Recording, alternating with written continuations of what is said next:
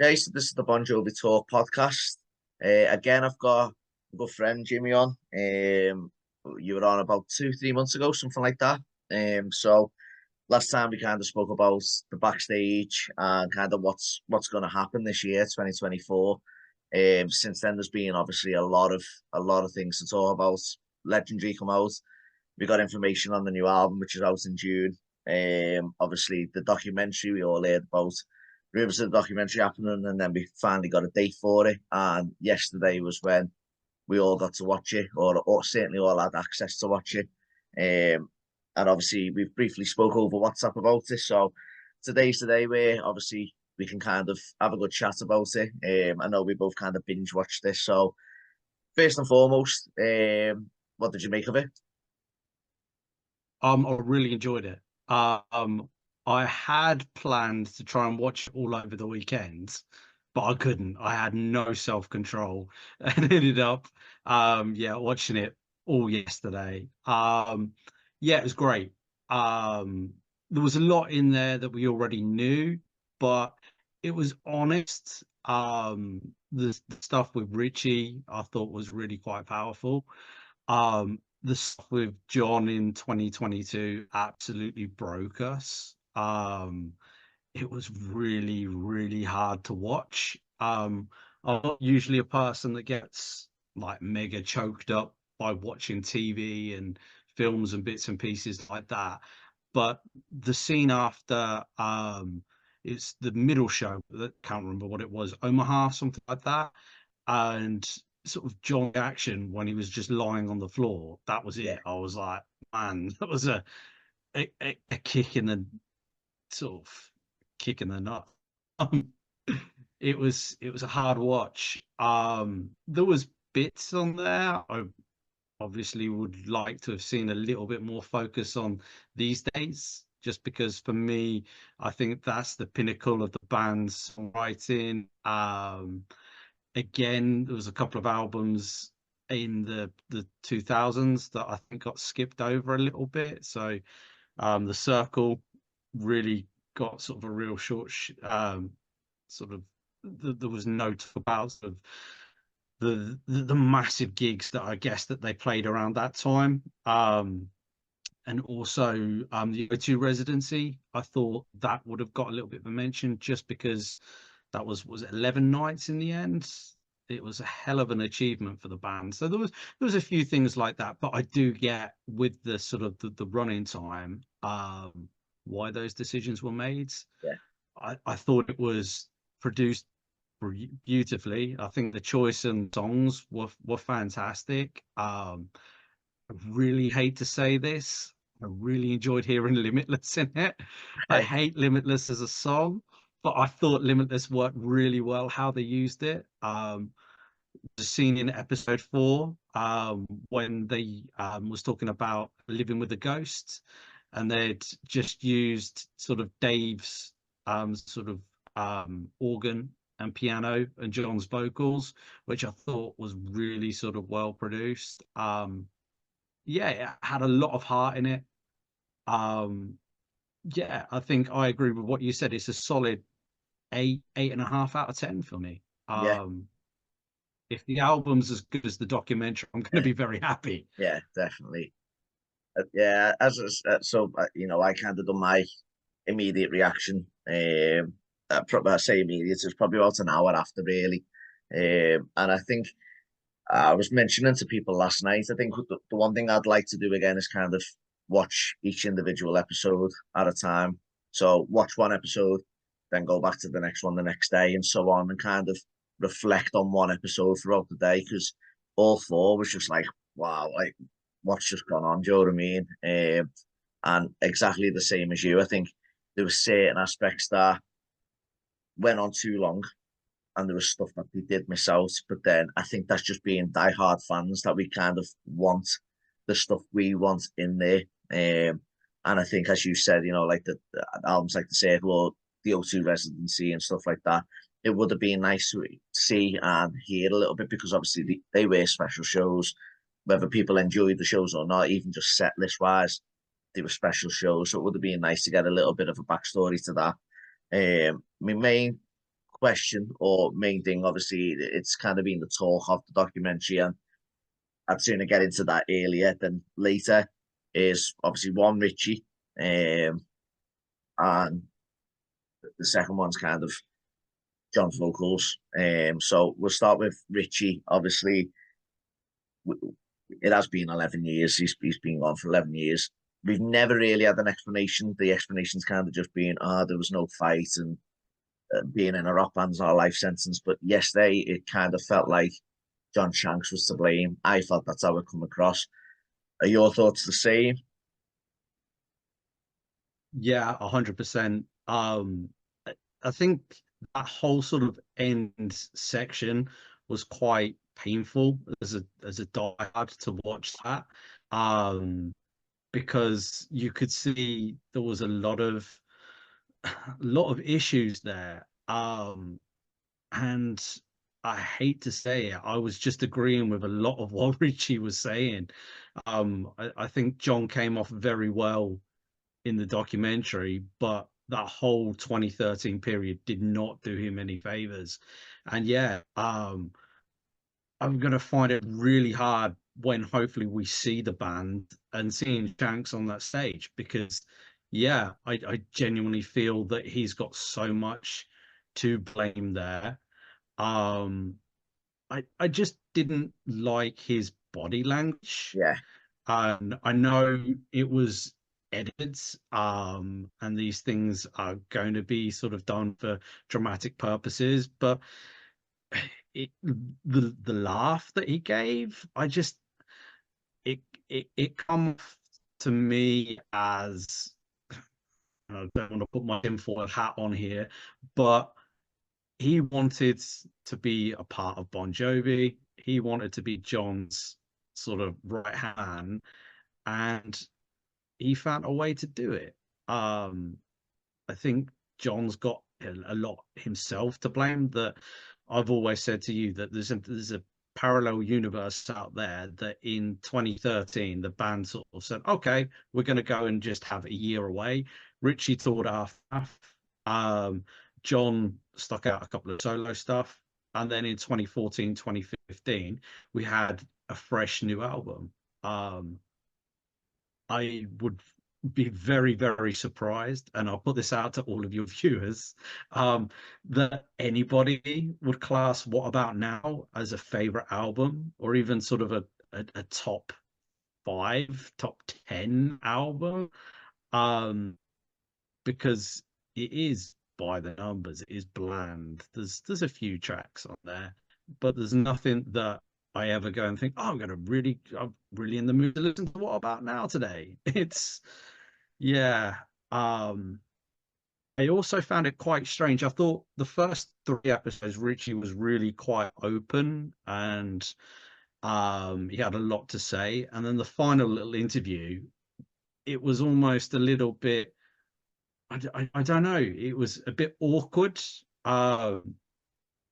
It felt like something else had happened in that time, like in between the year of talking to Richie in London and Richie coming back just for basically a sentence to sort of say, everybody, well, they know why I wasn't getting on that plane on that day. And yeah, um, it was sad.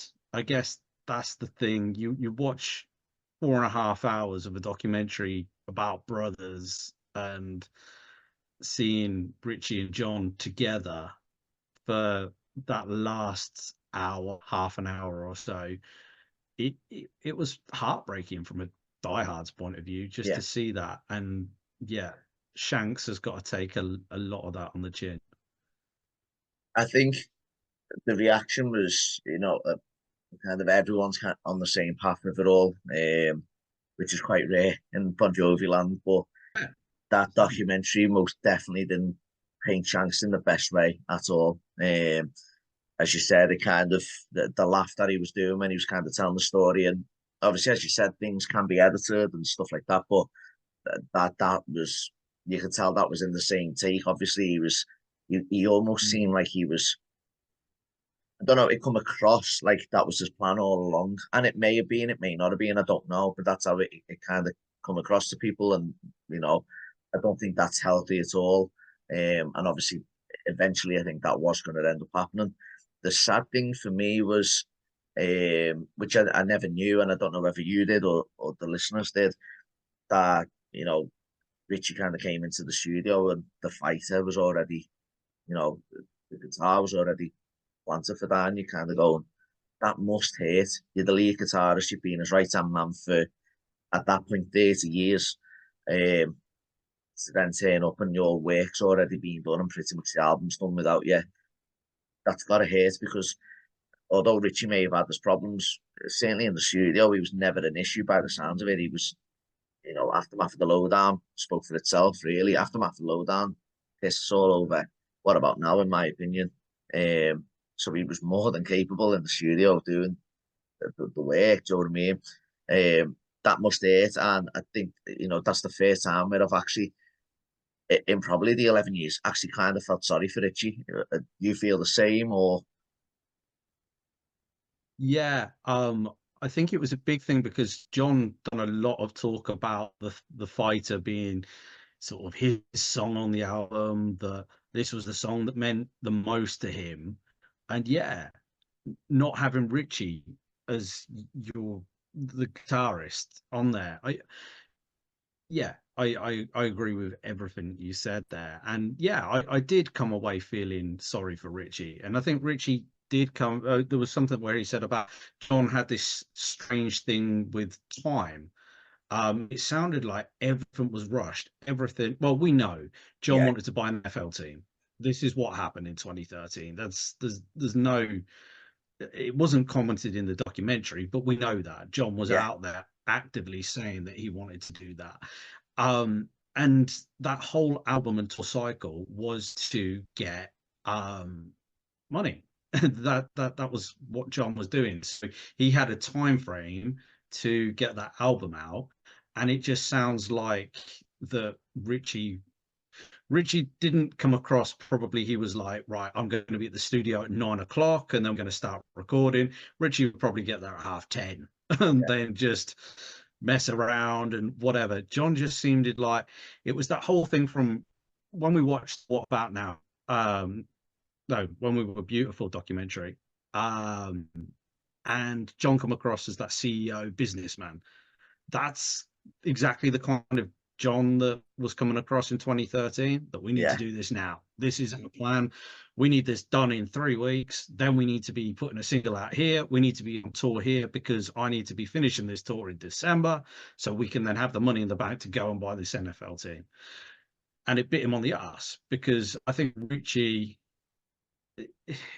I watched the documentary with my wife, who she's a fan, but she's not a diehard, and she sort of said that whole thing, she felt sorry for Richie and why weren't people looking out for him. It seemed like at that point the whole band and everybody in sort of management, and you've got sort of the tour managers, Matt, John's brother, who's looking after Richie, yeah. who's got Richie's best interest at heart. And didn't it seem to be anybody in that studio that could have that conversation with John, that sort of could say, hang on a minute, why are we getting Shanks to record this? This is Richie's job. Yeah, We already know Tico did an interview around about sort of 2014 where he said that I just have no real interest in it. Basically, they did all my drum bits in the studio. So you can tell the entire band, they weren't behind the project. And it just seemed a culmination of things that I wouldn't have been surprised that Richie was wanting a new producer to come in. He said that it was stale. And I think most fans would agree with that. You've kind of had that Have a Nice Day and The Circle very much. You can change a lot of songs between those two. There's a very similar sort of sound. Lost Highway breaks things up nicely. But yeah, you've done 3 albums for producer. You'd want to go on to something else. And yeah, I agree. I guess because in 2013 I brought my tickets to Hyde Park to go and see the whole band. And then when it was announced Richie hasn't turned up, and I just remember logging on to the Dry County forum And on the day before the Calgary show, it's like, oh, Richie's gone already. And it almost been a bit of a joke, like, oh God, he's in rehab already. We're only 20 shows in at the tour. Come on. And then there was a little bit of talk. Well, it's only this leg that he's missing, and thinking, oh, that's all right. We're going to have that same reaction when I get to Hyde Park. Richie's going to be back. It's going to be a triumphant return. All the rarities that I want to hear, I'm going to hear. And then when that didn't happen, I was angry at him, because I was like, I've spent my money to see, I spend my money to see Bon Jovi's a band. Yeah, Yeah, Jon is my hero, but Ricky's always the soul of the band for me. And seeing them without Richie, it is missing something. And yeah, there was a lot of anger there, but yeah, now I'm more feel sorry for Richie. So yeah, it's it's giving a bit of closure, I guess, because I think we've all been sort of very much thinking that Jon's not letting Richie back. And actually, is it purely that Richie doesn't want to come back? Has Jon said that the in the documentary that they've reached out to him, they've tried, that he's been waiting for 10 years or expecting Richie to come back. Richie's going to be a very rich man whose priorities are his family. That by the sounds of things just wants to make the music he wants to make now. And I think he has that relationship with his fans, and where he had that interview last year where he kind of said, yeah, I'd like to come back because it's kind of like coming to the fans deserve it. The fans want this. So it makes me think now that Richie's more sort of saying, right, I'm prepared to come back and do like a 40th anniversary tour with you guys, but it's never going to be a permanent reunion. I yeah. don't know what you think about that. So, in my opinion, kind of what I got from it was, I'll come back if Shanks is gone. That's kind of how I kind of interpreted the whole thing. I don't know whether, again, I don't know if he'd come back permanently. But I think if he was to do an album, he wants to be the guitar player. If he does the tour, he wants to be the lead guitarist. And I think Jon's probably gone now. Well, I'm not dropping him. He saved us in terms of Phil. I'm not dropping Shanks. He's covered Bobby and whatever else. You know what I mean? And I think Jon's too loyal to them two now to kind of bring the fella who was loyal for 30 years straight back in with the Mans, Mm. which is really hard to kind of come to terms with, because I'd still have Richie back in the band at the drop of a hat. I really would, because even when you're watching, I know later on, the years later on weren't like the 80s and 90s and so on, but there was still that special spark. And there was the clip of Richie and Jon on that last show, the last ever show that they done, Yeah. before like the break. And I can't remember what Jon said. Jon like kind of said something to him, and they just kind of fist pumped and had his arm around. And you go, whether it was just for show, but they look happy. They actually looked happy up Yeah. there together. They looked like friends. I think he may have said like amen or something like that, but they looked like friends who were enjoying themselves again and stuff like that. And then literally, what, a few days later or a week or two later after that little break, and the whole thing's ruined. And you do. But what kind of got me as well was they were saying, Richie phoned and he was like, I can't leave the house. Now, there's different ways you can interpret that. Was he depressed and he just needed to gather his thoughts? Was it to do with his family? Obviously, there's so many reasons as to why. But when he was saying he can't leave his house and we'll try tomorrow on the plane or whatever, it gets you thinking, and that's kind of what it still left me going. We don't actually have an answer apart from Shanks, which was brand new. No. We still don't actually have a reason as to why he wasn't there. It's strange. I've still come away from it going, wow, but I still want your reason. What was your reason? And I think if we Mm. don't get it in the documentary, I don't think we're ever going to get it, unfortunately. But at least we got something yesterday. I think I'm okay with what we got. I guess I, I'm I'm a bit of a softie. Like, I've got a 4-year-old daughter, and if she asked me to do anything, I would do it. Like, shop today, Daddy, get me some sweets. I come back and here's some sweets. Um, and if it was purely that his missus and it was ex-missus, Heather was going through some mental issues, and he's Yeah, got his daughter turning around to him and saying, "You know what? I need you, Dad." yeah, And if Richie's just had this, like, he's feeling he's got no loyalty to Jon, and he's had this gig that he's actually thought, you know what, that was nice.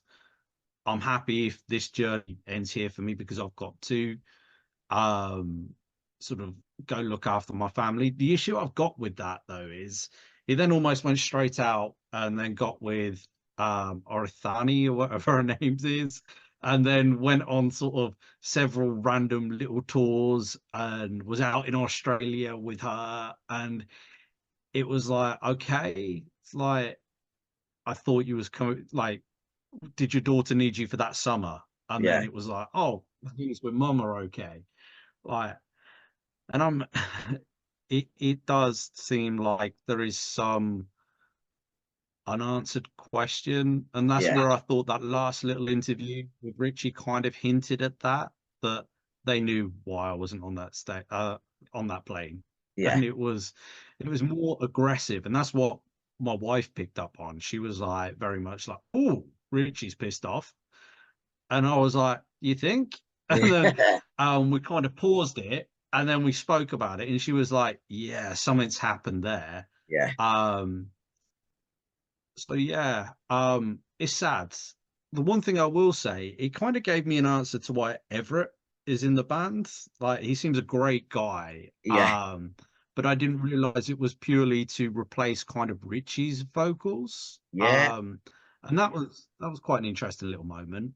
yeah, and Bobby's, and that's another thing I kind of wish that they kind of touched on, because they mentioned obviously that he was there at one point, Bobby, and then all of a sudden they kind of didn't go, Bobby left because of this. And I kind of wish they kind of Mm, give us that, because Bobby was there for bloody hell, what, 8 years at that point? I think he joined 2005, yeah. 2006. Um, he covered, obviously, I think that was another reason, probably Bobby was out the picture in some ways, or certainly wasn't in the studio. And then you've got, so he was doing live, guitar solos like In These Arms. He was doing that, and then Richie goes to the studio, and somebody else is doing his actual studio new bits now. So it probably was a pain in the ass, but I kind of wish he covered the Bobby Bandiera part a little bit more, in terms of why did why did he leave? Because that just Yeah. it just happened. It was weird. I do wish they kind of went into that a little bit more. But Or interview. I was really yeah, surprised yeah, that he wasn't involved in sort of that period, because and somebody will tell me I'm wrong here, but I'm pretty sure that Jon kind of, like, Bobby was a recognized guitarist anyway, yeah, from that kind of Jersey scene. Um, but there was an issue with Bobby's son. I think Bobby's son yeah, wasn't very well. So yeah, it was kind of, come and earn some money with us. yeah, We'll look after you, and then you can look after your son. So it yeah. was one of those things of Jon looking out for Bobby. But I was really quite surprised that he wasn't featured. And this is probably my own sort of opinion. I didn't need that whole spiel about the Soul Kitchen. There was about a 5 minute, almost could have been like an infomercial about, this is a Soul Kitchen, this is what we do, and it was word for word what we've had in every single interview. I'd Yeah. have much preferred you took that out and actually spoke a little bit. And there was another thing that sort of in the have a nice day era, we had Jeff Crazy. Yeah, see, He yeah, kind of joined the band as well. yeah, And they always used to laugh about Jon was trying to create his own E Street band, by bringing sort of extra musicians on there. yeah, And I, I'd like to have seen things like that mentioned. So, right, when they're talking about developing, like, and this left feels right, that wasn't mentioned at all. no, Like, for some, like a documentary that was focused on vocals, that that would have been a nice segue to sort of say, like, I realized mid sort of 2000s that my vocals weren't what they were in the 80s. So we adapted, we tried this out. It didn't go over well with fans, but it was something that we tried to do. And I did find that was probably the main thing I missed from the documentary. And I mentioned to you that the live performances weren't really covered. We got lots of live clips, Yeah, but we talk about the bands, the eras, and bits and pieces that it would have been nice to have those touched on. Yeah, especially when we're talking about vocals, that it's a nice segue to tie back into sort of the vocals, right? Previous vocal struggles. This is how we overcome them. And I kind of wanted to know what happened between 2006 and sort of mid 2008 for Jon to be pretty good on the Have a Nice Day tour. But then in 2008, when he come back and sung Always, and we were all sat on the floor, I'm like, what? And then in 2010, like I remember sat there looking at the comeback performance for Something to Believe In. And I was like, nah, nah, nah. Someone's got it wrong. It's Something for the Pain. And then there was a video come up, and it was like, he's nailed it. Like, and they're the kind of things there that I just felt like, especially from the blurb being about sort of he's a once in a lifetime talent, it didn't show enough of that. yeah, Again, something my wife picked up on, the Always performance from 95, which everybody's seen. She was like, oh my God, like this is better than the studio version. This is amazing. She said, because I'm so used to hearing on now. And I just think it would have been nice to have seen a few things which made him sort of.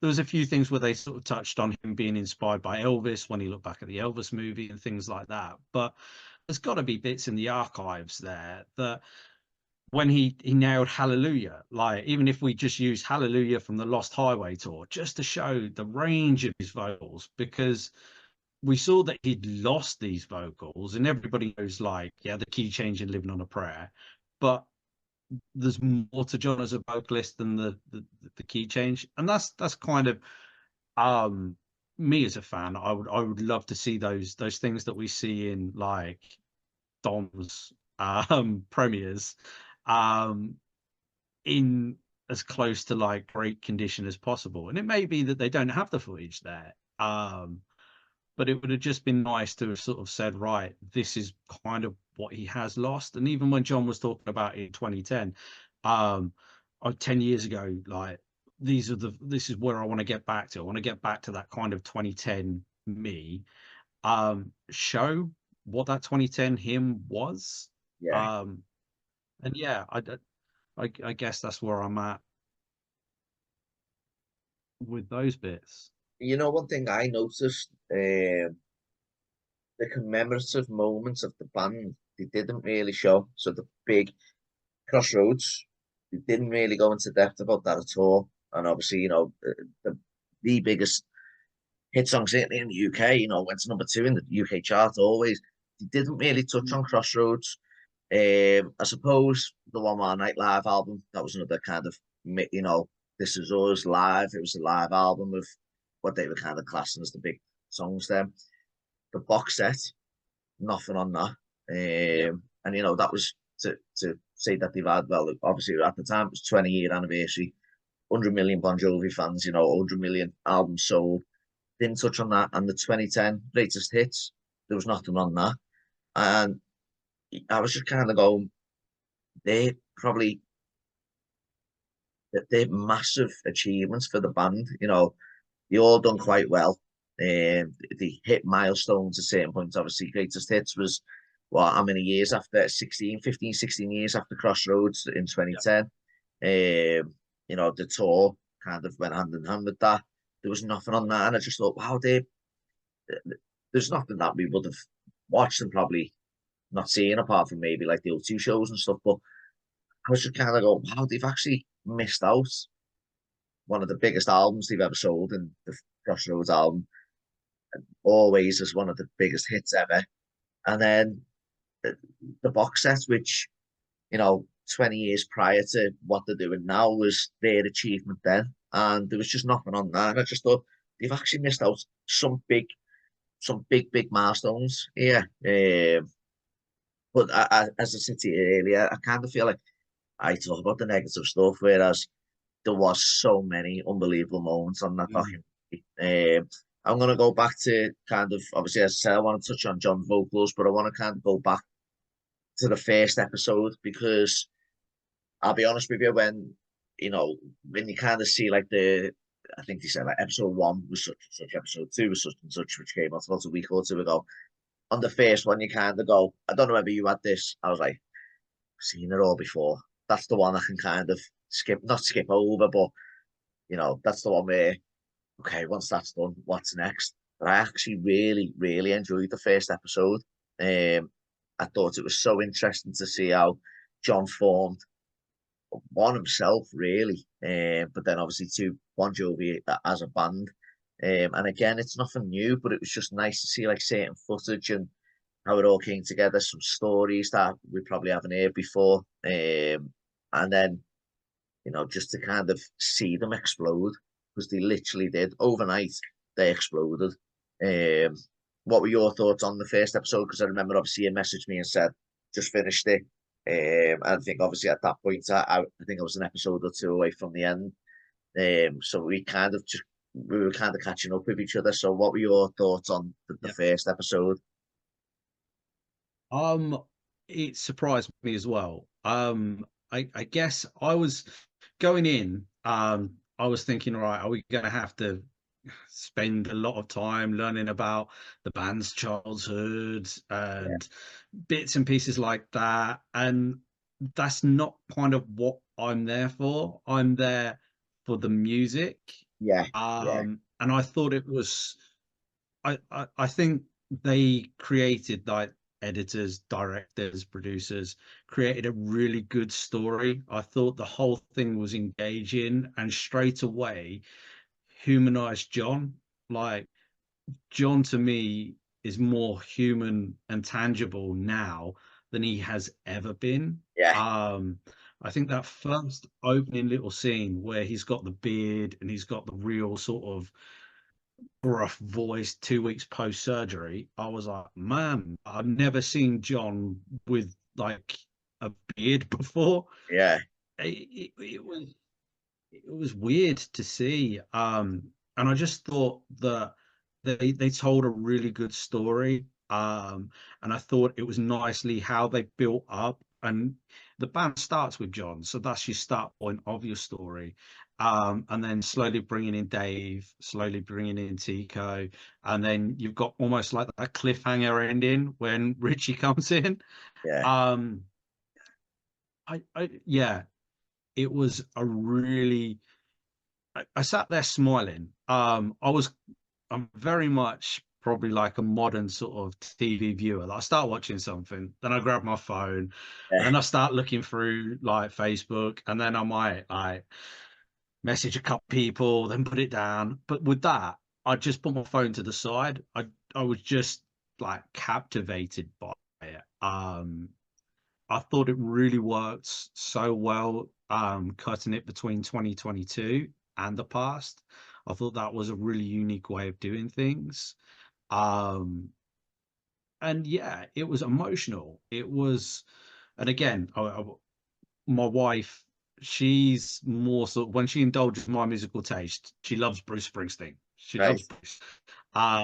She's more modern day with a lot of her sort of artists, but she came away from that first episode with so much respect for John, sort of yeah, saying, I can't believe how hard he worked. yeah, And I think that's where you you missed that. We never saw that. We were never there. When we come across John, our first sort of introduction, he was already a ready-made star. But to see that kind of drive, and that passion, um, you, gain respect for him. And you can almost see why he's got kind of like that CEO attitude, like going through, sort of, not to jump too far ahead, going through all the things that he has gone through, it's given him that sort of, it's very much John against the world. Yeah. And I think it really did, it did him a lot of favors within sort of fandom. And we've spoken about how fandom is quite divided at the moment. But I think there's not going to be many people that watch that first episode and come away from it without massive, massive respect for John. No, yeah.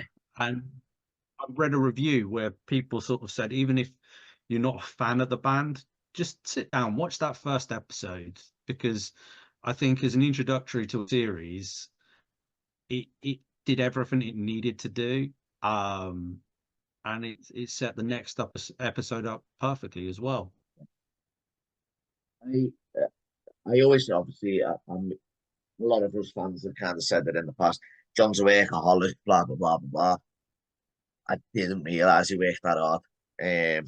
Honestly, like I sat there and I like to consider myself as a hard worker. I work long hours and I put a lot of work into my own business. That man just seems to not stop, but he seems to have been like that since the age of 17.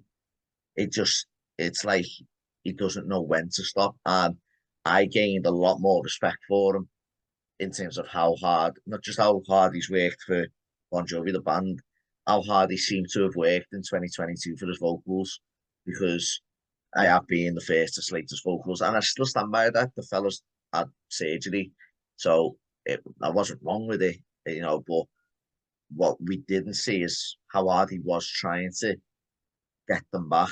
You're seeing him with the laser, you're seeing him with sprays, you're seeing him with chiropractors, you're seeing him doing vocal exercises, vocal coaching, and stuff like that, all in the matter of a few minutes. And I was going to myself, yeah, he's took people's money, and he knows he wasn't ready to go on tour.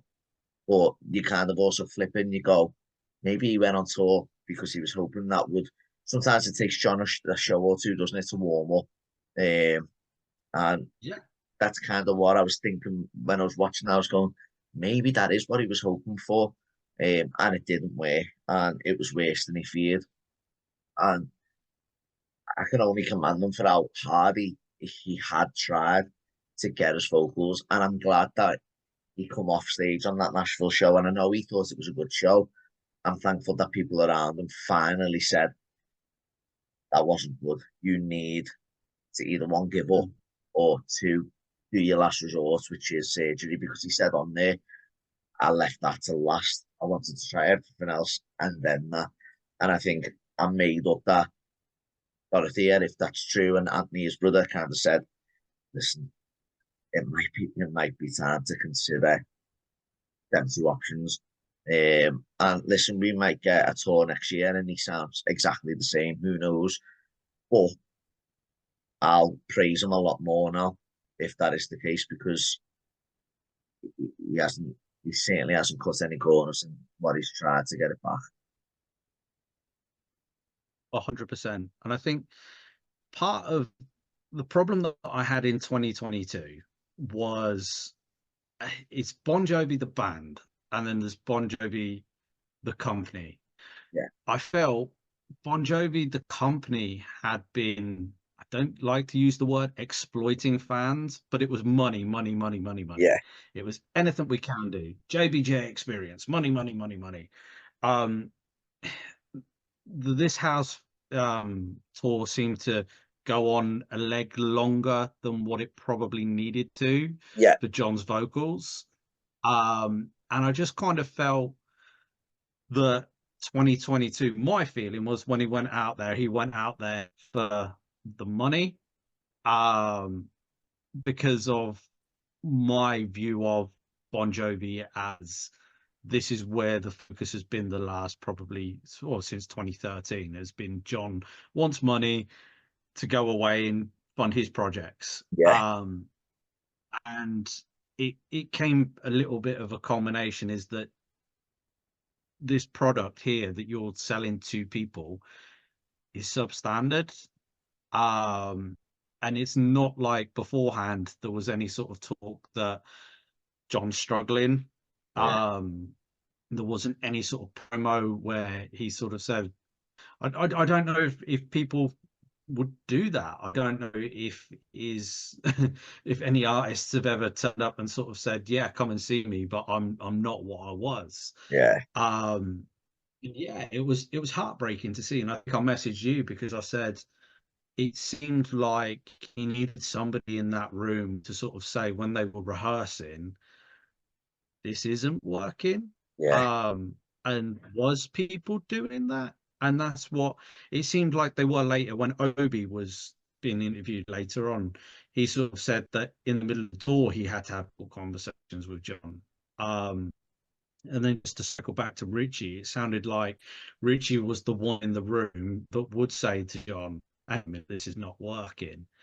Um, and maybe he needed that. Maybe if you surround yourself with yes men, and I'm not saying everybody in that organization are yes men, but Tico, Dave are just there now to enjoy the rides. yeah, Phil wants to be performing. Phil's going to have no bigger job than this. Everett, he seems the happiest guy on the planet. He's out there to have fun. yeah, Shanks, I'm not default a response. Um, but everybody else, and like I say, because the management is made up of friends and family, it seems like they protected Jon. yeah, And then when that first night, when Jon went out on stage, I remember getting up in the middle of the night because even though I drifted from the band after the 2020 album, I was still excited for a new tour, new night of the tour, what they're going to open with, how they're going to yeah, sound. I just remember seeing so many disappointed people like, oh my God, like what is going on? First song, Jon does not sound great. Um, and it is heartbreaking now to know what he was doing and how he was trying to push himself. Um, and yeah, I hope that we get a tour next year. And I think when we did our last podcast together, I said to you that the open and the honesty side of things gives a lot of people a lot of goodwill, because if we go to a show next year and he's not amazing, but then he does something, he gives us a bit of rasp, he holds a note for longer than what like we thought he could, yeah, they're going to be moments, and they're going to be stuff that we're going to be on Jon's side. Everybody in that stadium is going to be on Jon's side and thinking, right, we know what you've been through. We're we're giving you our love, our support, whatever you want to say, our understanding, and we want to see him succeed. yeah, And we understand that if he is a bit out of breath on songs and is not quite perfect, we'll forgive him that yeah, now. I don't know yeah, if yeah. forgiving is the right word to Oh use. yeah, definitely. Um, I think it is, to be fair, because that watching that documentary made you kind of go, if it doesn't work from now on, fair play. Like, and I think, yeah, as I said, if the 2022 tour never happened, but you're still seeing them doing all the practicing and, and as you said, the rehearsals, and then they kind of said, listen, we can't tour. I'd already have a lot more respect if that happened, but it never, and maybe it took a tour for them to realize, or for people to realize. I think, as you said, if he does come back next year and it's still not great, I think we can kind of forgive, like, kind of forgive him a lot more, because he's he's tried, and I think as fans, that's all we've asked for, is either one, go and get yourself sorted, or two, hang it up. And I don't want them to hang it up. I've probably said that in the past. It's time. But watching that, it makes you go, no, I really want to see them again. I really want them to come back and prove me wrong, anyone who's doubted them wrong, yeah, himself. Because he's probably, well, I think he's doubting himself more than he ever has, and rightly so. I'd love him to come back and go, here we go. And as I said, even if it was 2014 to 2016 era, I think I'd take that now over what we've had over the last couple of years, because it was still listenable. There was still little moments. It wasn't great. And I think Jon probably wouldn't be happy with them vocals, because he said it's been the last decade that he's been struggling and noticing it not working. But at this moment in time, if he came back and had them type of vocals, I'd go, well, it's an improvement. I'll take that for now. 100%. And I think the problem I've got or had was very much sort of financially based. That if you're not to scratch, why are you selling tickets for more than what you have been on any other tour? Yeah, If Jon's vocals come back to 2010 levels, if there's any way of doing that, and ticket prices were the ticket prices that we paid for This House Is Not For Sale, yeah, you can have my money, because I know I'm going to see an amazing show. yeah, But why are we still pushing those ticket prices up when we're giving a less than perfect show? And I guess that's just my sort of my cynical views on things, that there's a lot of goodwill that they could make just to sort of understand what they're selling now. yeah, Just because I know a lot of fans that next year the tour, it will be a tour for them or go on holiday. There's going to be sacrifices people make, yeah. so just make it, be sensible with it. And yeah, there's nothing more than I want for him to come out and start that first show in the crowd and reenact that Living on a Prayer from Nashville, because that was heartbreaking Yeah, when he started a cappella version and his voice cracked in the middle of it. yeah. And I remember you sending me the video of it saying, "Oh, it's great to see him do this," and I was like, "Oh, please just be something in there." And I felt gutted watching it for him. And I Yeah. think that's the thing, that people, um, I think they take negativity that people have for the band and think it's because you're jumping on Jon and you say, "I hate Jon, like Jon is Yeah, evil, Jon is the worst person ever." It's not. It's because we're passionate and we want to see him succeed. We yeah. want him to give us those moments, and we want him to be the best that he can be.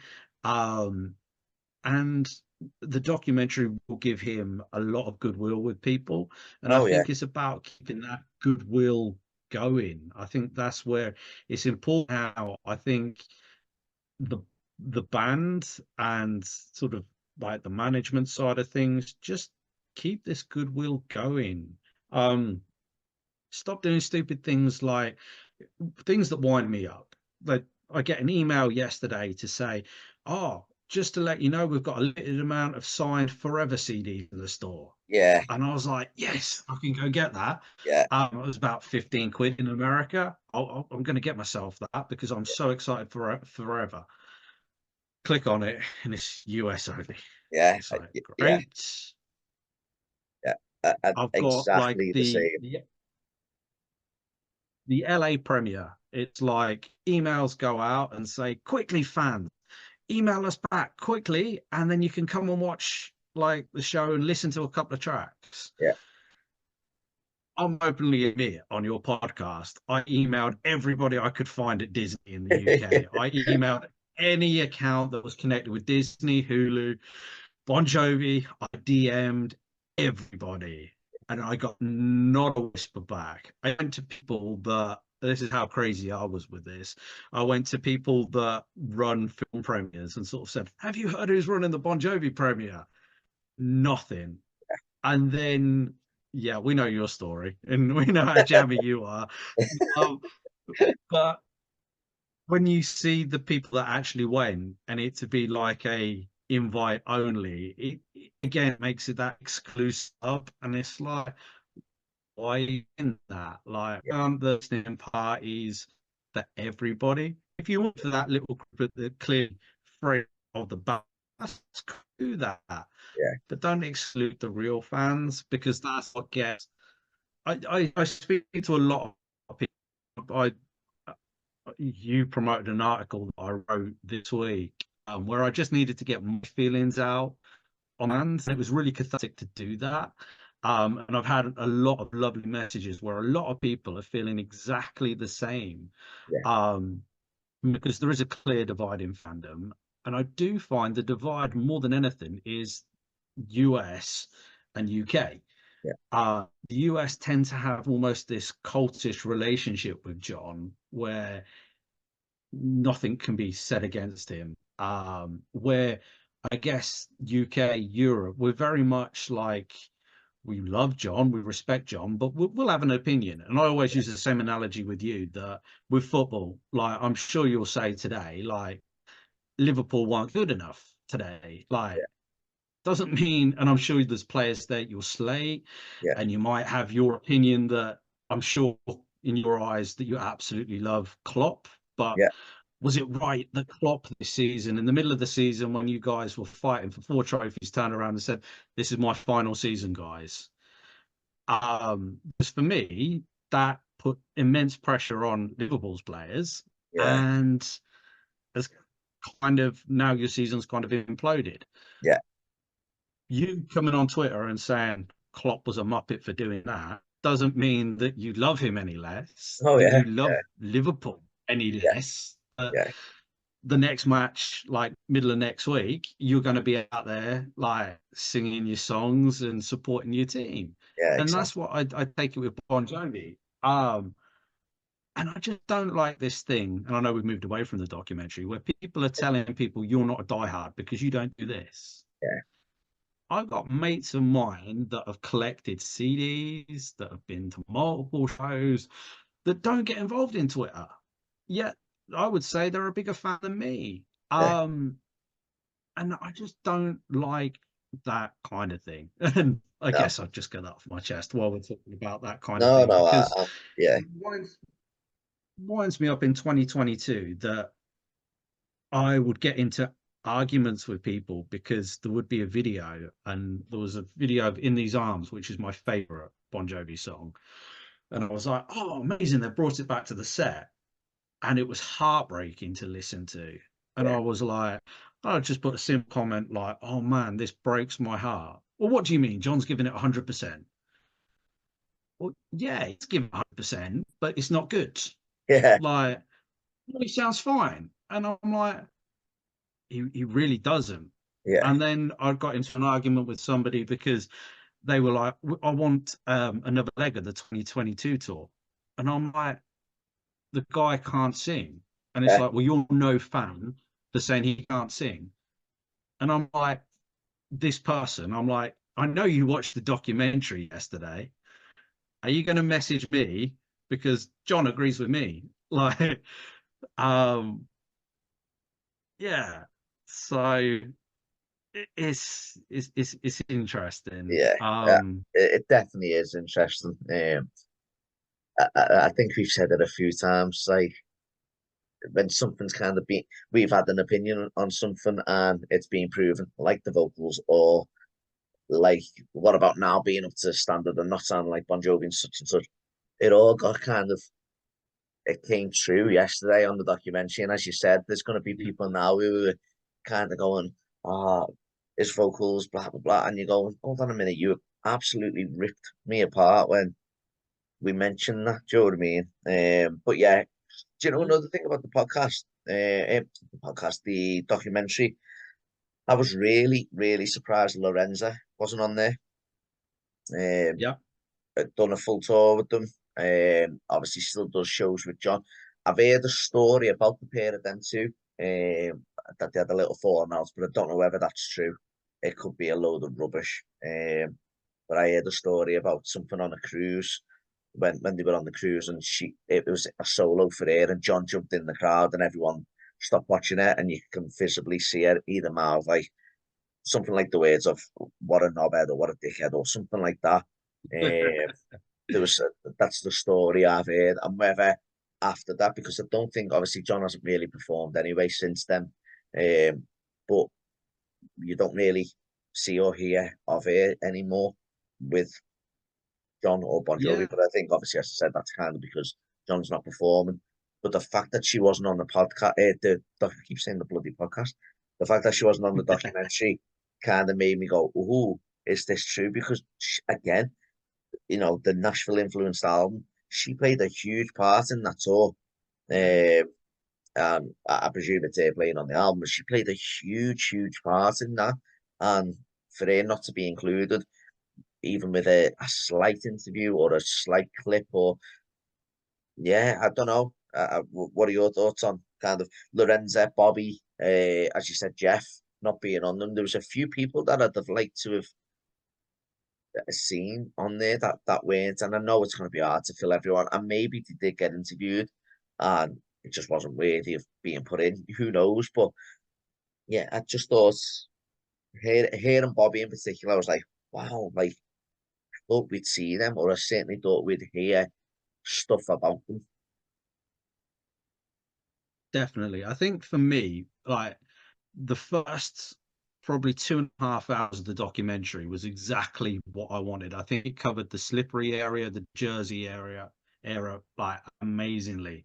But it was just from then on, it I wanted more in depth with the music, the tours, and that's mine. I think it's a perfectly great story that they've told, and Yeah, I can understand why they didn't go down that route. But I do think it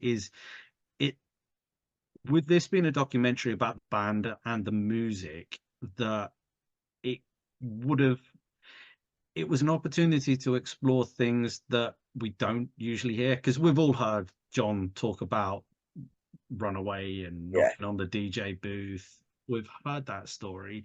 yeah, We've heard the key change in Living on a Prayer, and how Living on a Prayer wasn't a song that he thought much of. And Richie changed, and then It's My Life, the Frankie line, and yeah, there's so many stories there that we've heard because we're diehards, which other fans and people like just the average viewer would never have heard, and that's yeah, fantastic. But I just think that it was missing that kind of thing. And again, it's only my opinion that it would have been really nice to have a nice day tour, talk yeah, about bringing Bobby, talk about Jeff, talk about yeah, right. We decided we wanted to, because there was conversations about changing the sound of the band and bits and yeah, pieces.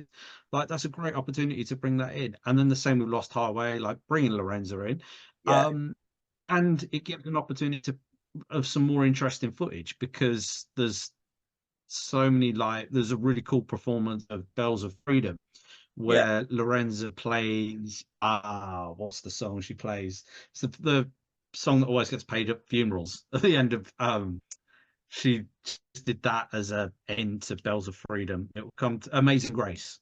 Oh, Um okay, yeah, and little things like that. They're kind of the little things that I would have loved to have seen, because I yeah, think it just shows right the band doing something a bit different. Then you get Lorenzo to come in and talk about like what was it like.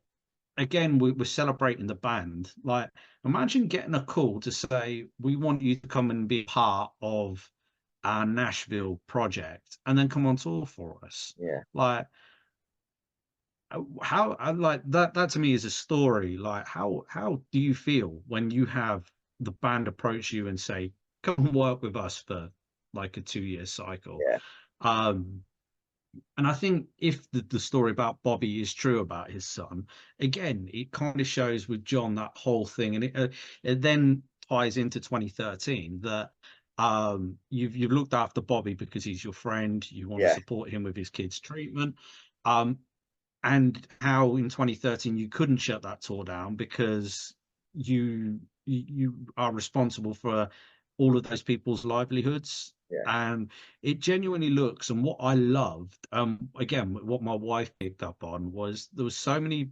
backstage footages of them coming off from a gig, and the amount of people he would high five or fist bump, yeah, and even it was just like a security guard. And even on the Nashville show, yeah, like when he was done, he made a point of everybody who was coming across. It was a fist bump, it was a high five, and it gives you that added kind of respect there. And I think again, these are things that probably were filmed, and they've kind of thought, you know what, we need to focus more. Our stories about the rise of the band and sort of kind of the rebirth of the band.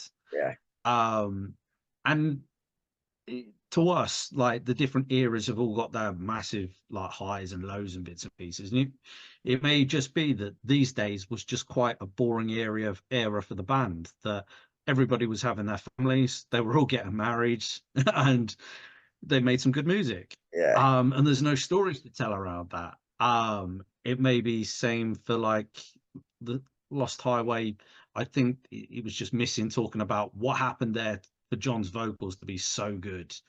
And Yeah, then that led on to 2010 for him to sort of say, this is where I see my vocals have been a great standard.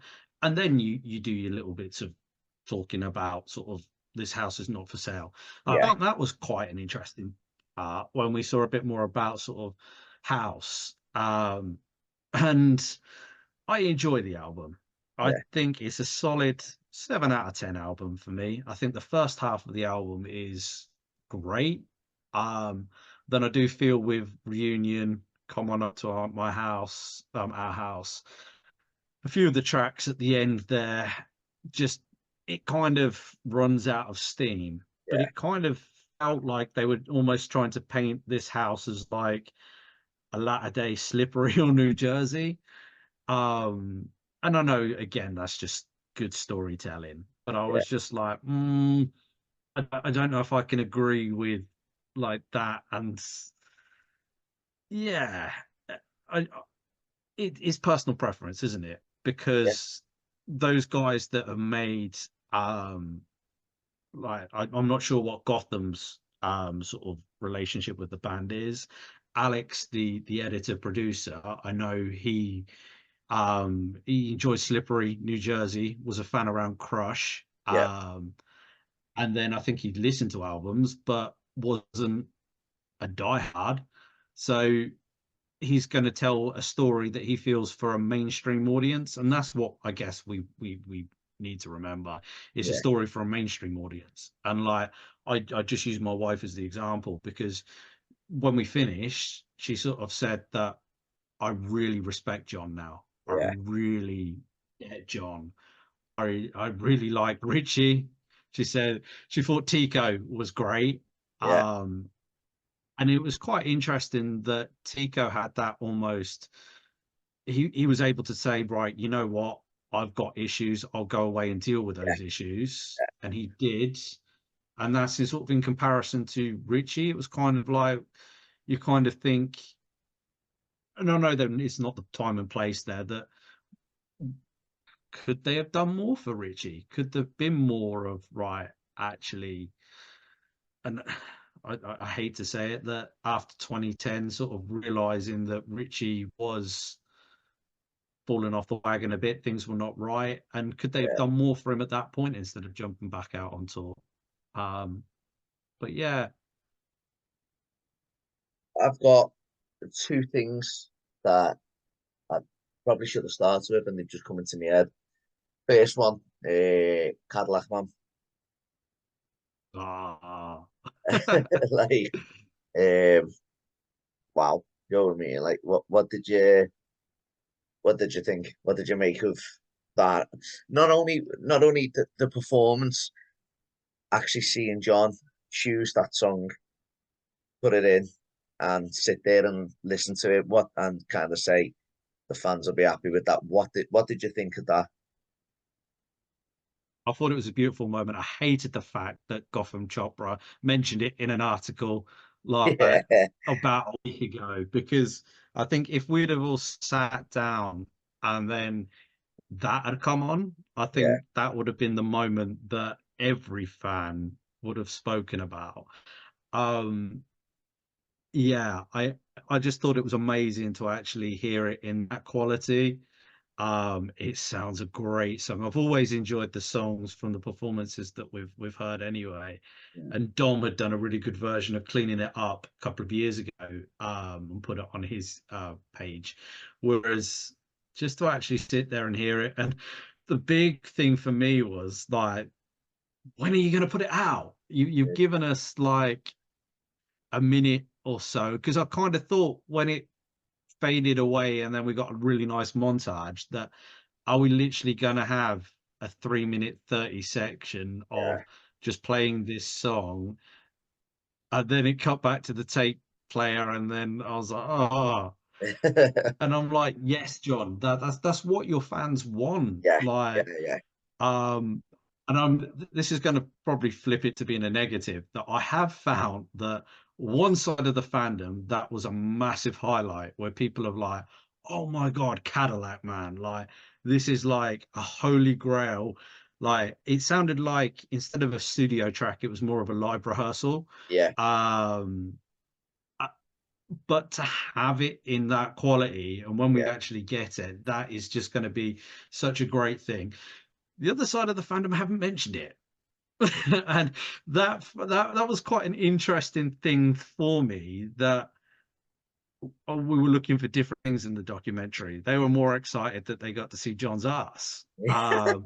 And we're like, Cadillac Man, finally. yeah, Like, uh, I, but just to jump back on track, I thought it was a cracking song. I think it's one of those songs there that you listen to and it could have, should have been on an album. yeah. I think it was written after Jersey, wasn't it? Written around about 1990. I think so. Yeah, I know it played on the 1990 tour, um, but it makes it interesting when they sort of say, I think it was on Absolute Radio, that there's about 30 songs there yeah, that they've come across. And what is the plan going to be with that? Because I do genuinely, again, think they're missing a trick this week. Like, if we're not going to put a single out, yeah, where's the podcast? Then the podcast.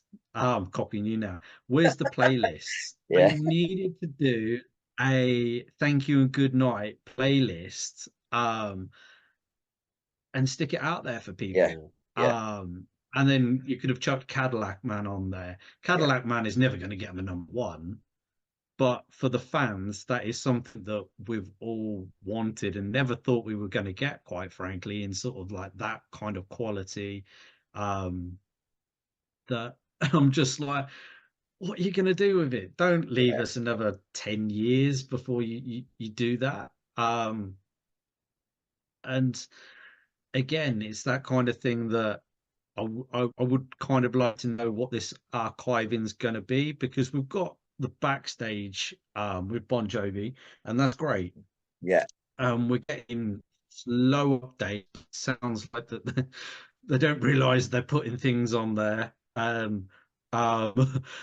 It was about a month ago. I was at work and I just thought, you know what, I'm going to go on there, and I just thought I'm going to put stick to your guns in just to see if anything comes up, and put stick in, and I was like, oh, New Jersey demos.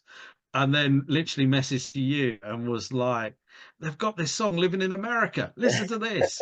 And then suddenly it kind of then explodes on like Twitter.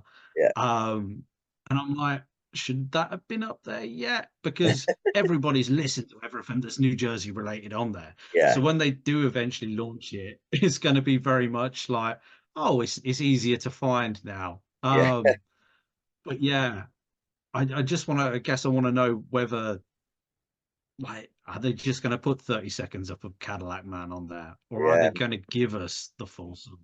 And I think that's where it'd be nice to have a little bit of clarification around that. But yeah. yeah, great song.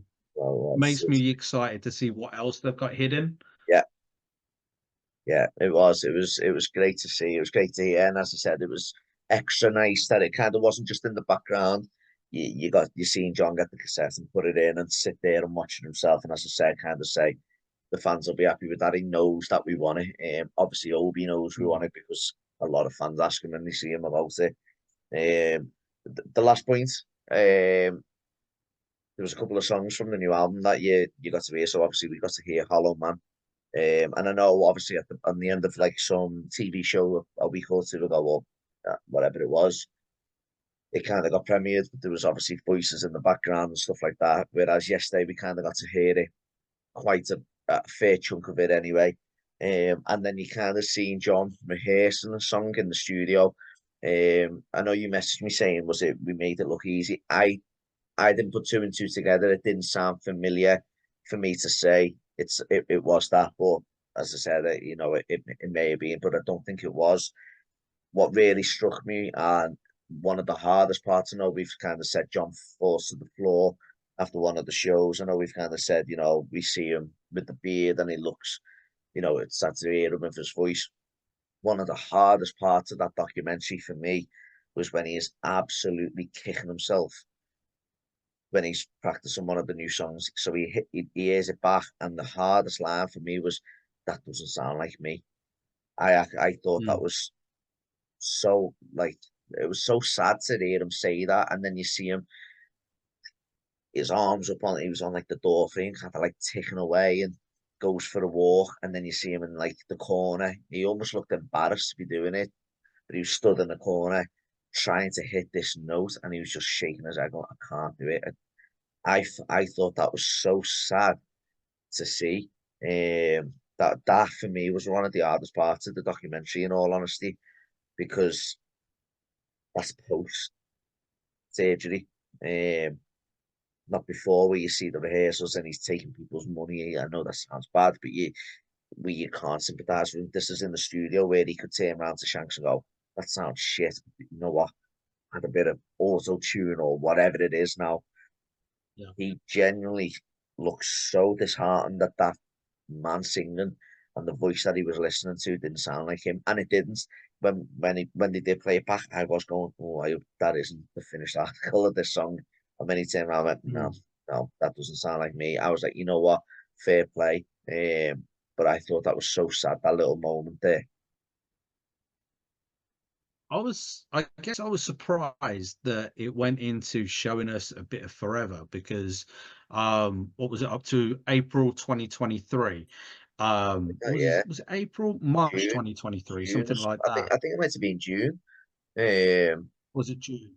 Well, that's the furthest he went, but I can't remember whether that was for rehearsing the album. To be fair, Yeah, I think the album recording session was a little bit earlier, which then surprised me how long they've actually been working on the album. yeah, And that John actually sounds worse now than in interviews than he did when he was talking, when he was in those sort of rooms, and when he went to the studio with Obi and they were listening to sort of prayer. yeah, Like, John sounded pretty okay. yeah, Now he's good and he's a lot better. But sort of when he was around the Music Cares kind of so February this year, his voice was really quite weak in places. And it makes me wonder if there's been more issues and more complications and whether he has had to do more because he's more like, right, I'm in the middle of like a year and a half's worth of rehabilitation yeah, when at that point it wasn't even sort of 6 7 months after yeah, surgery yeah, and he's in the studio. So it makes me wonder whether he's actually took some time and actually thought, you know what, things are not quite working. I need to work on this. yeah, And it's been a longer process to record than what we kind of realize it yeah, was. And full respect to him, if he's doing that where yeah, he's saying, you know what, this isn't working for me. I'm not sounding like I am. I'm not going to put this product out that I'm not proud of because now in the promo he sounds really proud of the album. yeah, I'm so excited for this album because there's real passion there again. And it's not that kind of, I was thinking earlier, every time we seem to get an album recently, there's a story behind it. Like this house, when that came out, it was, I've been through this dark period and yeah, this is the rebirth of the band. And it's the same. We watch every interview. So yeah, you, you get to a stage where it's John's narrative and 2020 was like, I'm just an impartial person. I'm not going to be on this side of the argument or the other side of the argument. And for a lot of us, we were concerned it was going to be John reading the newspaper over sort yeah, of Shank's backing track. Whereas his thing that this is an album is a return to joy. yeah, Um, that I was just singing with joy. That I think that man was not singing for joy at that point.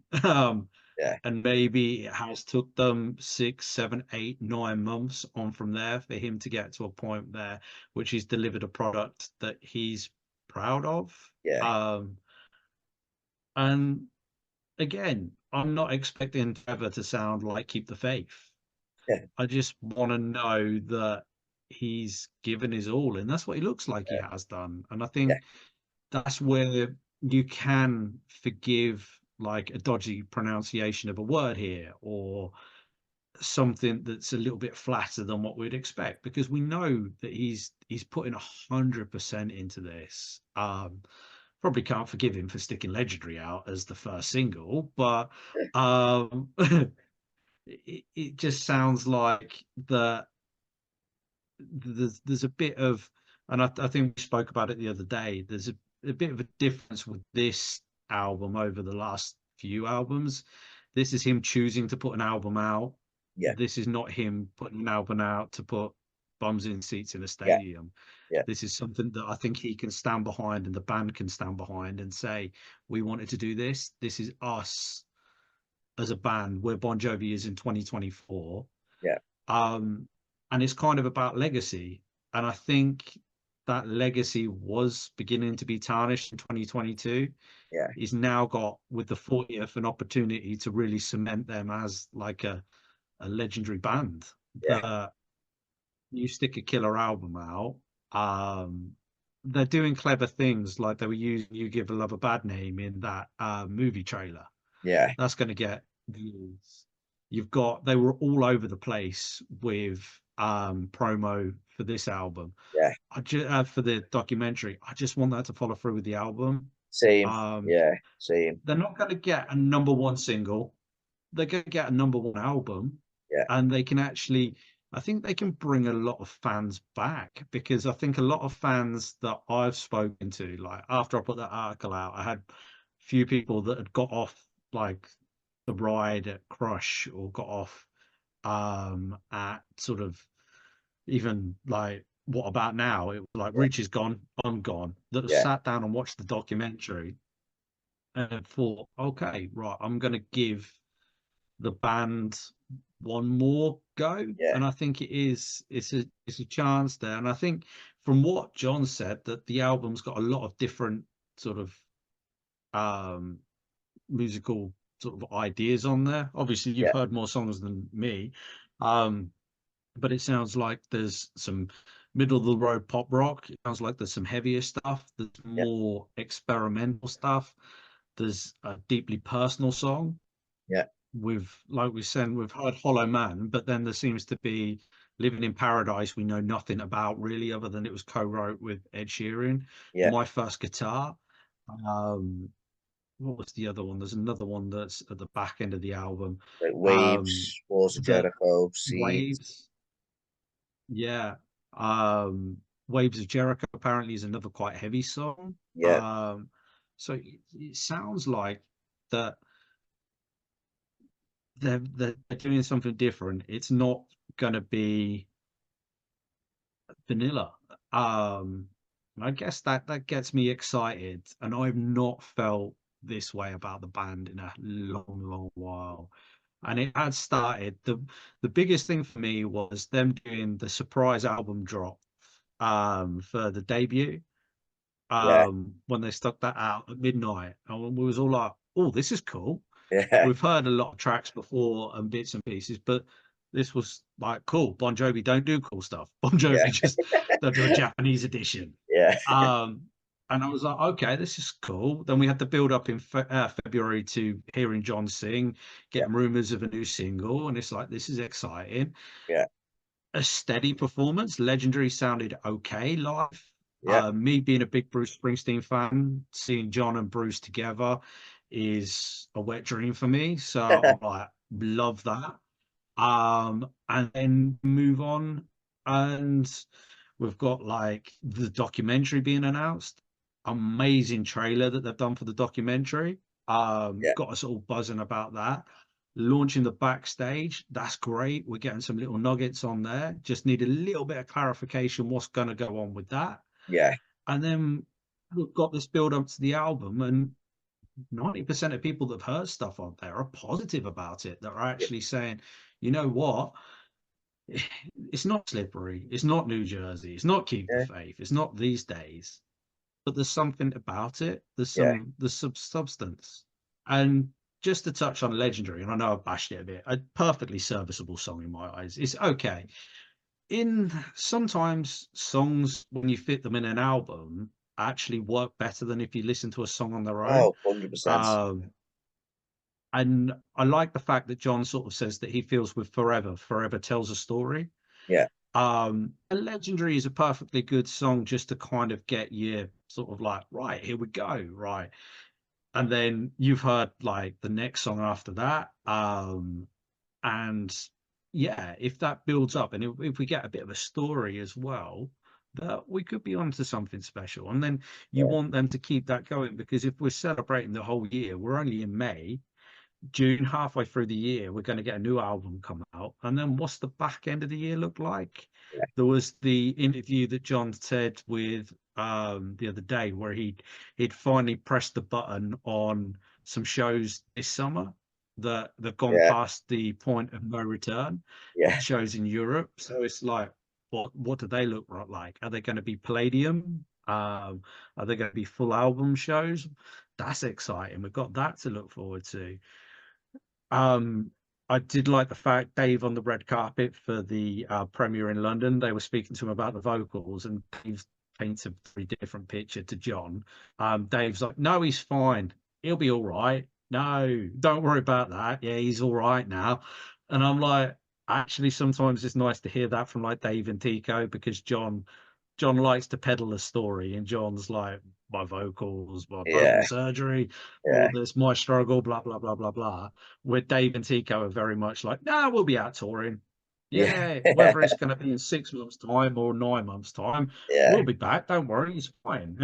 Then you can just almost imagine John in the background being like, no, don't tell him that yeah, yet. I'm not ready for, I've got that one interview where I'm going to come out, and I did think the other day on was it Good Morning America, and they kind of touched on a tour, and I thought, is he going to come out here and say, yeah, yeah, I think there is going to be a tour. And it does make me wonder, these 30 songs, are we going to get a Christmas box set?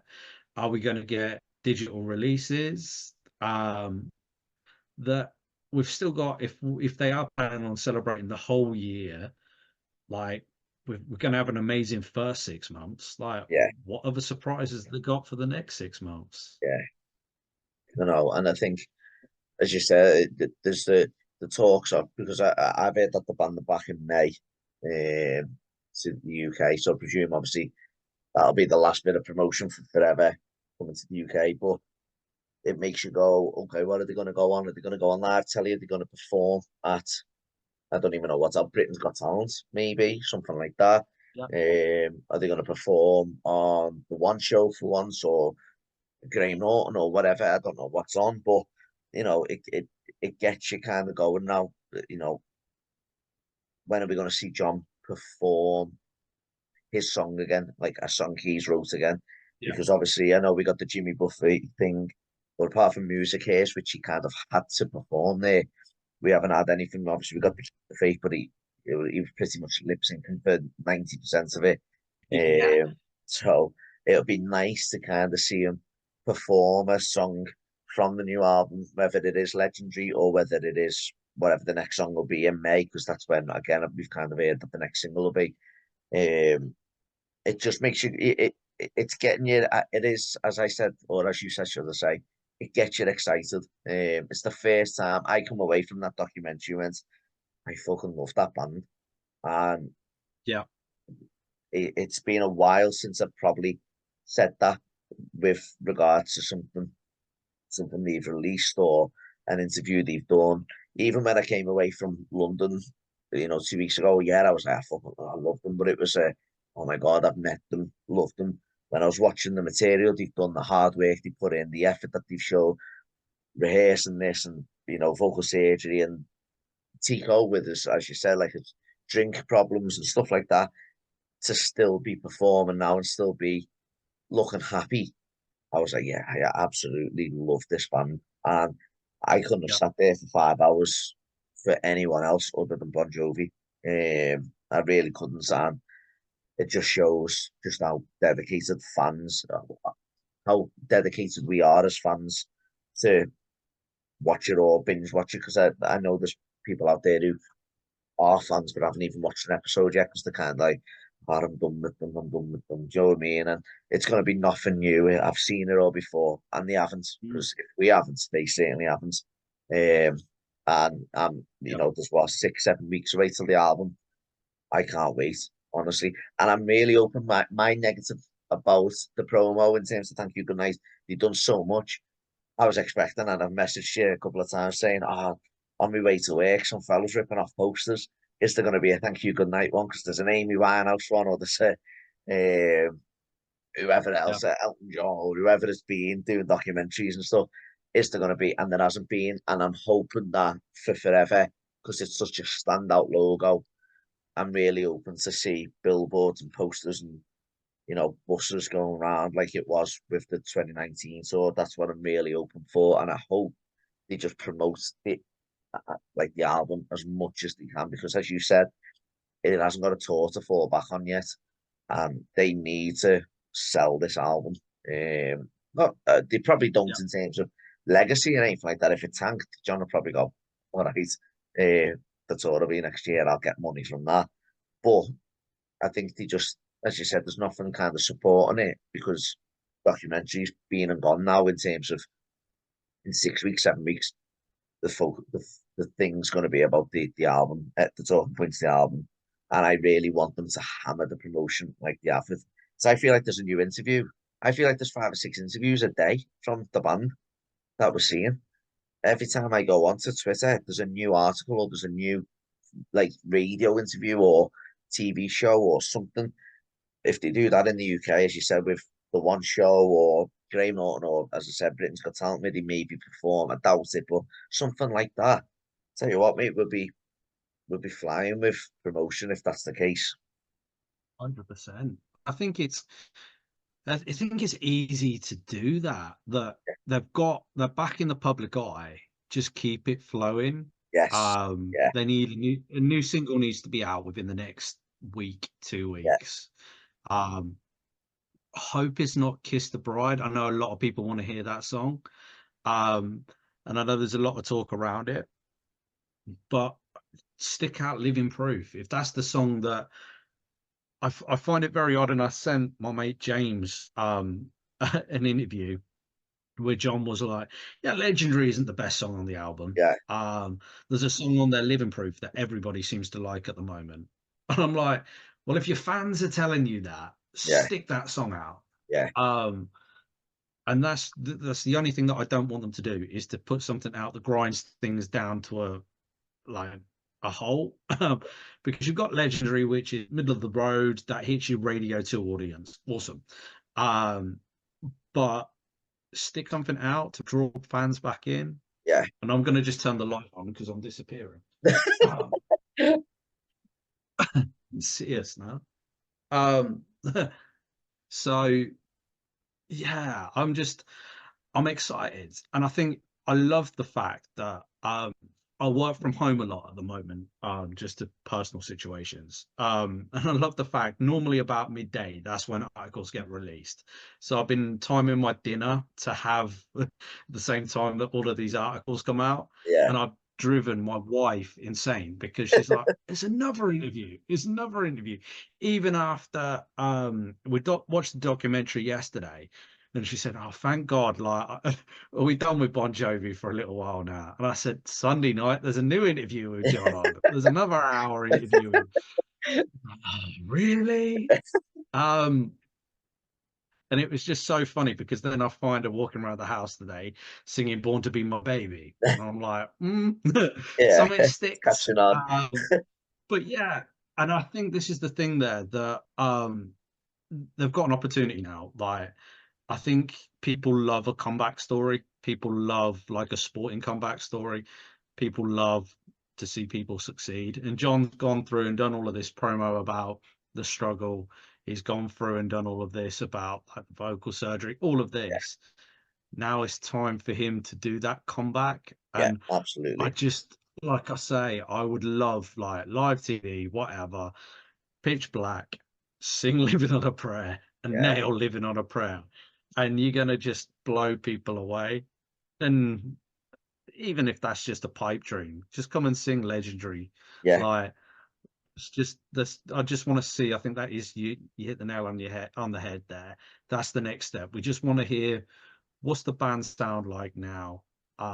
Because in 2022, that's the thing that I've got to say. The band sounded amazing. They Yes, sounded so definitely. tight together. Yeah, Um, and I have to say it as well, we bashed Shanks a lot. Shanks sounded really good on the tour. He was yeah, emulating a lot of what Richard does. But Phil, I felt had more of an identity on the 2022 tour and compared to the house tour. I think there was a lot of expectations on him on the house tour to play by the rules and yeah, sound like Richie. Whereas 2022, like listening to a few songs, he was doing his own things. There was yeah, lots of little bits and pieces. Um, but there's so much the band can do now. The biggest thing that I'd love them to do is Springsteen does a monthly archive series. So each month they put out a CD for or a show from any tour. So it's random tours each month. I'd love to see Bon Jovi do something. I know yeah, they did the serious thing, but if we did bounce show this month, next month we've got a keep the faith show, the month yeah. after, and I know they did the serious stuff, but they could make a killing on that. Oh yeah, And I think the biggest thing for me, which has been so refreshing, having conversations about the music, because I think this is what the documentary has done, has made us all go back to listen to those albums again. That I listened to more Bon Jovi in the last month than I did all last year because I'm in love with the band again. yeah, I like this afternoon, I was like, oh, I'm going to do the washing up. I'm just going to stick "This House Is Not for Sale" on. Earlier on, I was listening yesterday in the car when I went to pick my little one up.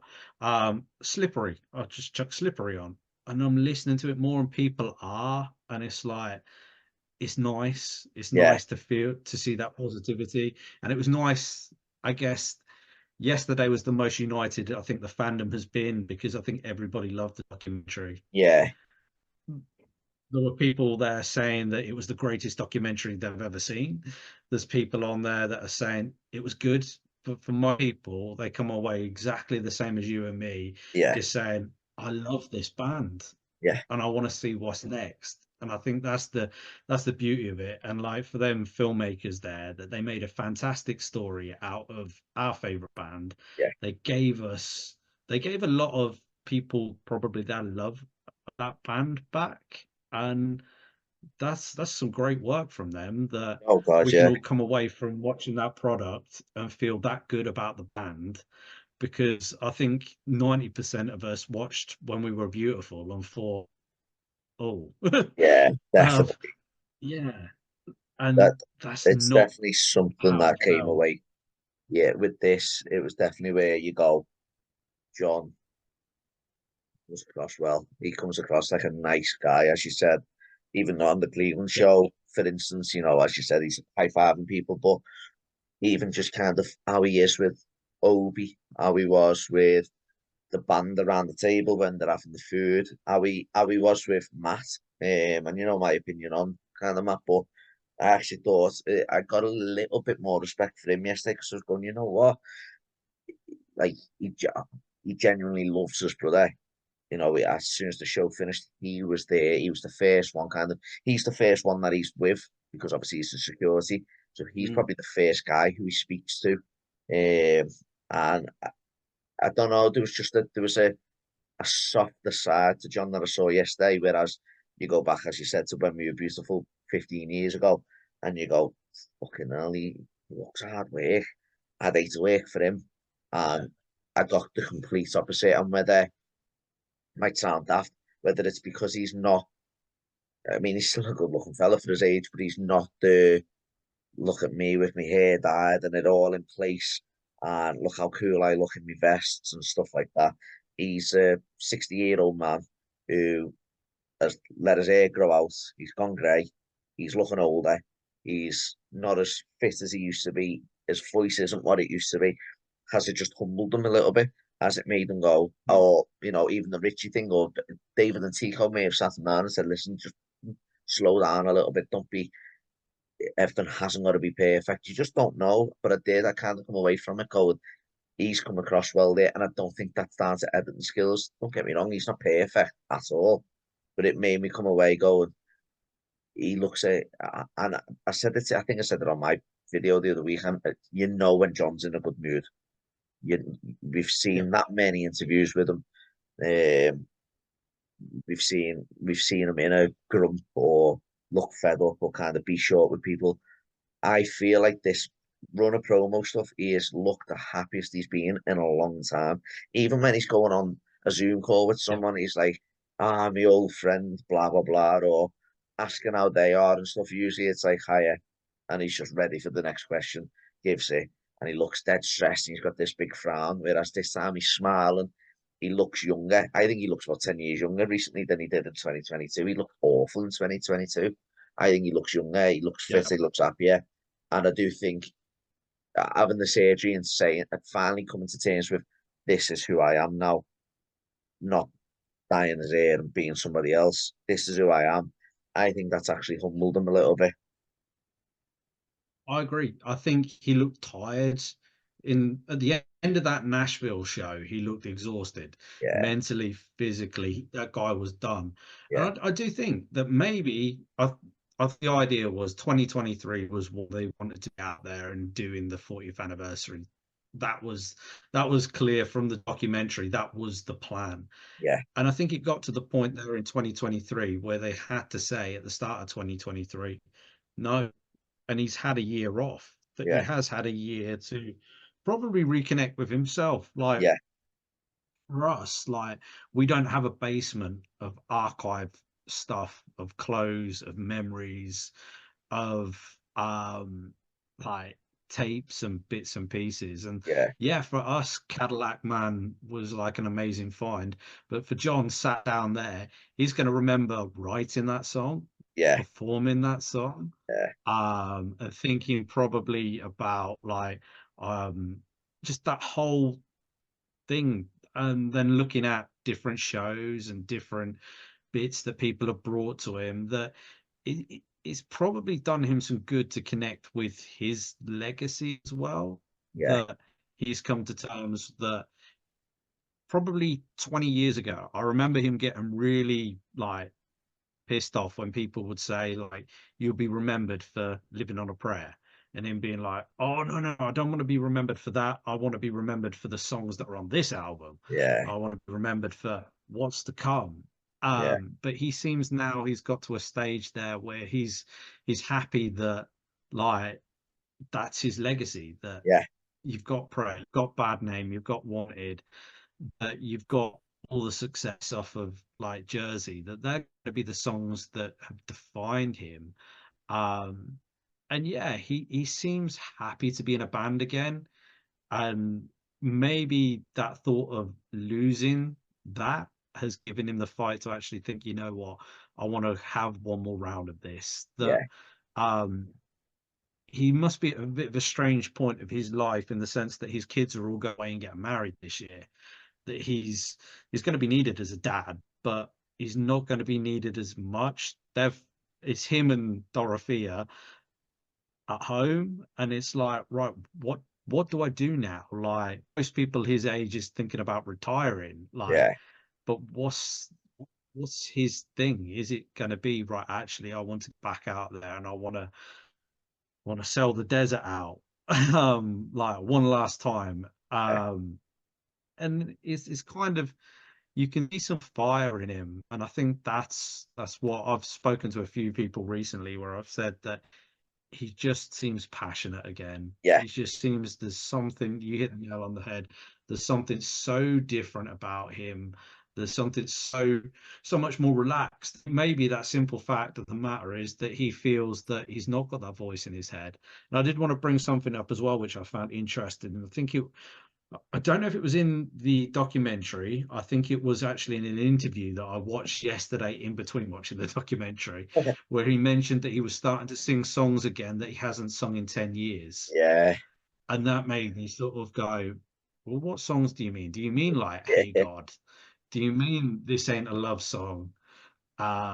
Like, are you able to sing them to a level where you feel that you are comfortable singing those, and that's what gets me excited because I want them days. We all get nostalgic. I would love those sort of days where we're looking at set lists coming out and thinking, right, okay, he started with Beautiful Drug, we've had You Give Love a Bad Name, he's gone radio, and he's played fucking roulette. Where's Yeah. roulette come from? Like, or like, I don't know. All of a sudden he's brought back Love's the Only Rule again, Yeah. or Just something off older. of These Days. Yeah, just older. Or like, oh, he's playing It's Hard Letting You Go, or something like that. 'Cause there are songs in the I'm not expecting him to go out there and do Something to Believe in again, or some of the songs there that are absolutely going to destroy his vocals. Yeah. But there are songs out there that are challenging that he might now be able to sing, and that, Yeah. that sort of gets you excited because you want that sort of experience again. And yeah, that sort of the fact that Dave's so like positive, that comment that came out, um, and you kind of think, okay, what's it going to be?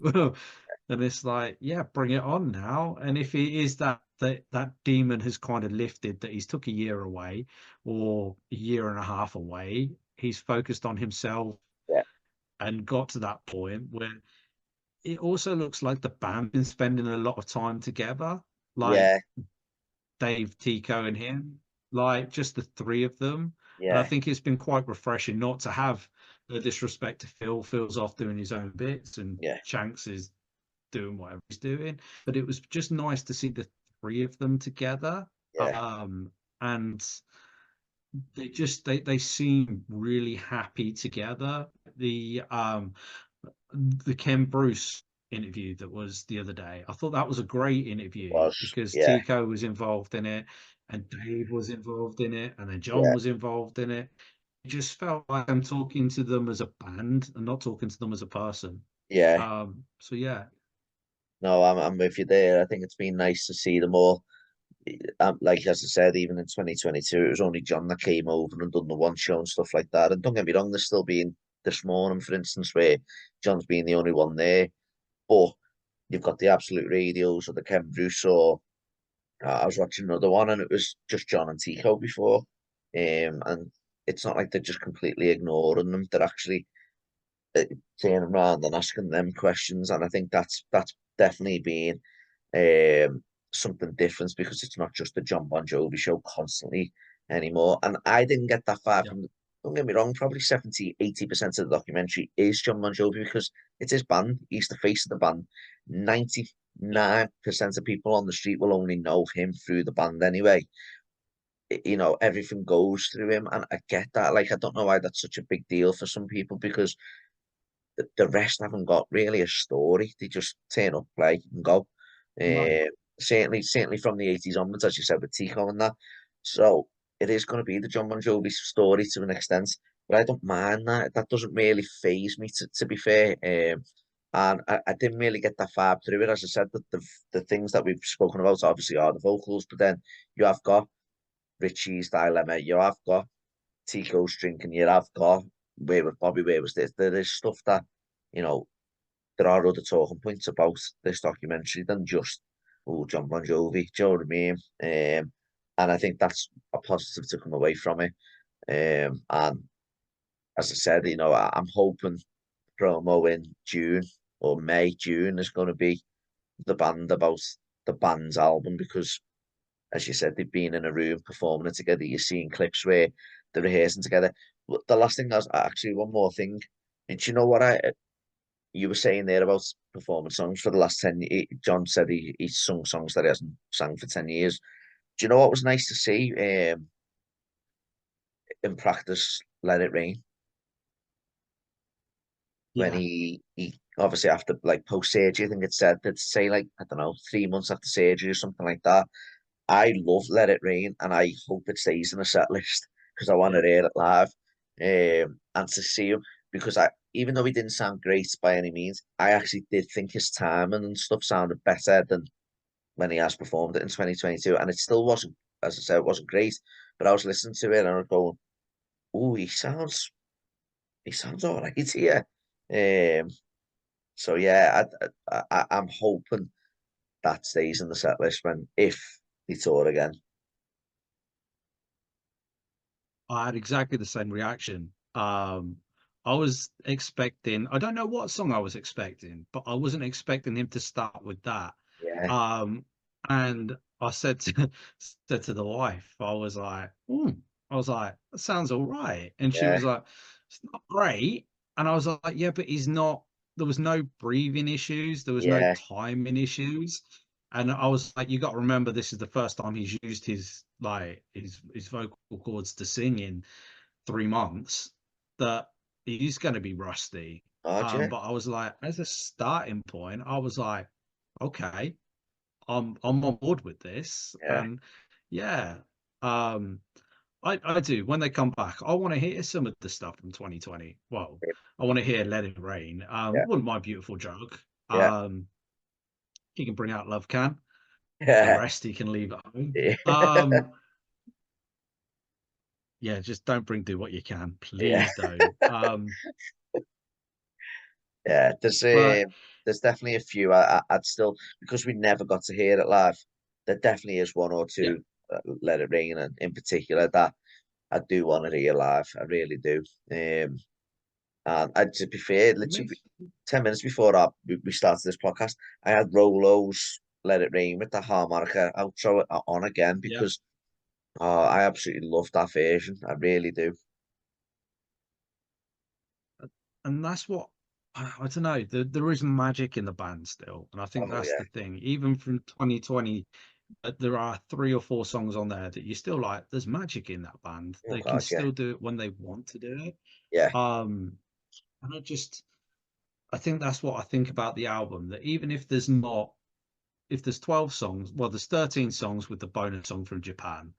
Um, Legendary, that's gone on my playlist. If there's 6 songs out that 12 songs there that I think these are great songs. Quite frankly, when I listen to Slippery, you've still got Social Disease on there, which I'm like, if I'm listening to these days, there's still Diamond Ring that I'm not a fan of on yeah, there.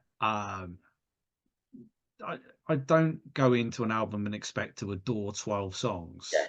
yeah, But if there's more good than like, oh, I really don't like this song, like, um, then I'm okay with that. yeah, Like, nobody's expecting like a 40-year-old band to bring out sort of the best album of their career now. yeah, Um, but I just think they've got a chance now to hopefully cement that legacy, and that's all I want from them now is just go out there. I want to see John perform with a smile on his face, and I don't want to be watching him to see if his eyes twitching or yeah, yeah, um and things like that, because even though we point them out, it's not pointing them out to take the piss. It's like, man, that was hard to see. yeah, um and I just hope I'm that is the big thing, just hopefully within the next month to get that first live performance, yeah. see what that looks like, and then yeah, it's going to be Take it from exciting to there. see where we go from there.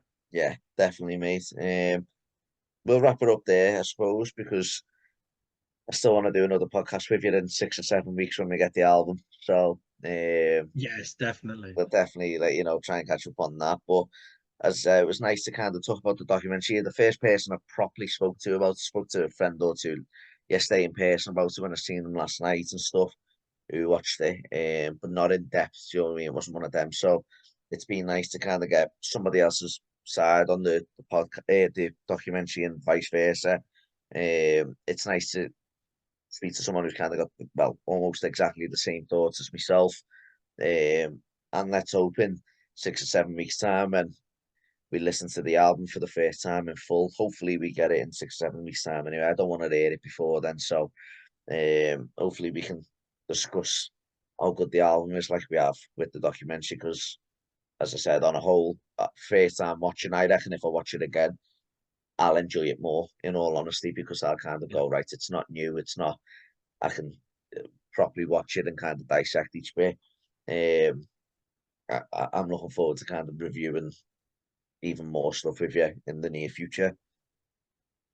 Sounds good to me. One thing I've got to say that I love the fact that there's going to be there's a scene from Hyde Park in there in 2011, and I know where I am in the crowd there. So it's just nice to know that somewhere in one small pixel that I'm in that crowd in that picture.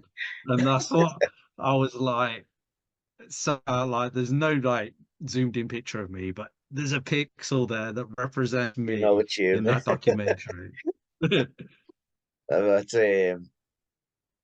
you know what? There were so many people I was trying to look out for. You know, when you see shows, like little clips, Yeah. I was actually going, wonder if I see anyone I know. I think again because it was first time, you probably not really focusing too much on it. But I reckon when I watch it again, because it was the same with Madison Square Garden show, there was one or two people that I know in person. I was going, oh my God, they're on there. But on the first time watching it, I didn't notice them because it was just like I'm just watching. So I said, I think going back and watching the documentary, there will be certain things that I'll pick up on more. Um, See if you but can spot yourself. yeah, I'll try anyway. But yeah, mate, honestly, thanks very much for your time, as always. And I said in just over a month's time, we'll we'll listen to the album, maybe do an immediate reaction type thing to that if we're both Sounds good to free, me. and review that. Spot on. Well, Cheers, have a mate, good evening. and you. See you later, mate. See you later, mate. Ta-ra.